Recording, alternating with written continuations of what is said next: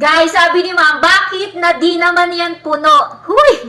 Oo nga naman, hindi nga naman ito puno, B. Siyempre po ma'am, ginagamit ko naman po ito, kaya naman nangangalahati na po siya. Pero kapag bumili po kayo ng isang galon nito, puno po ito and nakasealed po ito. Ayan, nakasealed po iyan. Even dito, may sealed pa po iyan. And even dito sa takip, may sealed pa po iyan. At isang puno po ito. Isang galon po ito. Isang puno po na mga hanggang dito po iyan. Ito pong pinapakita ko is bawas na nga po dahil ginagamit ko po ito. So, kung bibili po kayo ng isang galon alcohol, isang puno po yun, meron sealed po sa loob at labas nitong galon. Kung tatanungin nyo naman po anong amoy nito, amoy cucumber melon po ito, amoy cologne po siya, kills 99% of germs, 70% solution, meron na po itong moisturizer, kaya naman po, hindi po ito drying sa skin kahit anytime nyo pong gamitin, hindi po magda-dry yung skin nyo dahil may kasama na po itong moisturizer.